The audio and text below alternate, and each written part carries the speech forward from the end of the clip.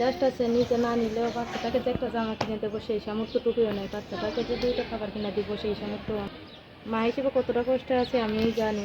অনেক খারাপ লাগে, বাচ্চারে বুক পেটে কান্না আসে, বাচ্চারে খাবার পিলা দিতে পারি না, টাকার জন্য একটু লেটে যায়। আসসালামু আলাইকুম দর্শক, আপনাদের প্রীতীয় শুভেচ্ছা জানিয়ে শুরু করছে আমাদের আজকের প্রতিবেদন। তো দর্শক দেখতেই পাচ্ছেন আমাদের সামনে এক আপু দাঁড়িয়ে আছে।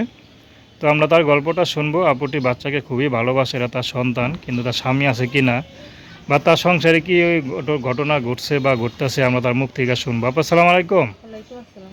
কেমন আছেন? আল্লাহ রাখছে কোনো রকম ভাই, বেশি ভালো নেই। আপুর নাম কি আপনার? প্রিয়া। পিয়া, খুব সুন্দর নাম। বাচ্চাটা কার? বাচ্চাটা আমার মেয়ে। আপনার মেয়ে? কয় মাস? 1 বছর। 1 বছর হয়েছে না? আচ্ছা, বাচ্চার বাবা কোথায়? সে আরেকটা বিয়ে করছে। আরেকটি ওর বিয়ে সাথে করছে? তালাক হয়ে গেছে। মানে এই জন্য কি ইউটিউবে আসলেন? হ্যাঁ হ্যাঁ। আচ্ছা, তো তালাক হলো কেন একটু বলবেন? নেশা টেশা করতো তো ভাই, মেশিনে কাজ করে যাও রোজগার করতাম, তাই দিয়ে নেশা করতো, এই কারণে নেশার সাথে তালাক হয়ে গেছে। পেটে কি প্রেম করে করছিলেন? না, ফ্যামিলিগতভাবে বিয়ে করছিল। আচ্ছা, তো সংসারটা মানে ভাঙে কতদিন, মানে কতদিন হয়েছে? মনে করেন রাত্রে করে থাকার পর আর খোঁজ খবর নেয় নাই, তার ফ্যামিলি ভালো ছিল কিন্তু ছেলে নিজে ভালো না, এই কারণে মনে করো অনেক তালাক হয়ে গেছে, বুঝছেন? মানে সন্তান গর্ভে থাকা অবস্থায় তালাক হয়ে গেছে? হ্যাঁ, হওয়ার পরে হয়েছে, কিন্তু গর্ভে থাকার পর থেকে আর খোঁজ খবর নেয় নাই, এই কারণে আবার আরেকটা কখনো বিয়া করছে। তো বাবা মা ভাবছে যে নেশা টেশা করে এখানে তো ভবিষ্যৎ নেই, তাই না? সন্তান হয়েছে, তাকে তো মানুষ করতে হবে, এইভাবে তো মানুষের জীবন চলে না। এই যে সন্তান বড় হচ্ছে, তার খরচও বাড়তেছে, তার এক্সট্রা খরচ আছে আমার দুধে। মনে করো মেশিনে কাজ করতাম, সেই মেশিনটা নষ্ট হয়ে গেছে, এখন বাচ্চাটাকে নিয়ে আমার লোকের বাসায় বাসায় কাজ করতে হয়।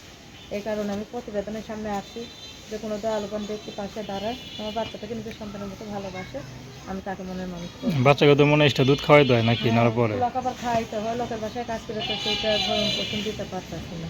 আচ্ছা, থাকেন কি বাপ মার কাছে? না বাবা, আমারও সেই সামর্থ্য নেই, আলাদা ঘর ভাড়া করে থাকি।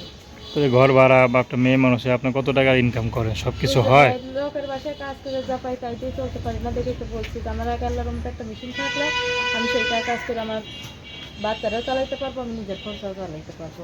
আচ্ছা, আমি বয়স্ক মানুষ হইলেও তাকে মনের মানুষ করবো, যে এই দুঃখের সময় আমার পাশে দাঁড়াবে। বাচ্চার ঈদের জামা কিনে দিতে পারছেন এখনো?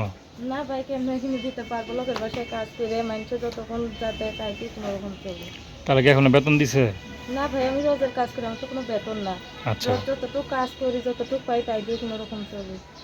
এইভাবে তো বাচ্চা মানুষ করা যায় না, এই কারণে আমি প্রতিবেদনে আসছি। যে আচ্ছা, কোনো আচ্ছা, দয়ালুবান ব্যক্তি যদি একটু মায়া দেওয়া হয়, আমার বাচ্চাটাকে দেখে একটু সহযোগিতা করে, আমি তাকে আমার এখন করে নেবো। আচ্ছা। তো আপনার নাম্বারটাকে আপনি বলবেন, আমি বলে দিব।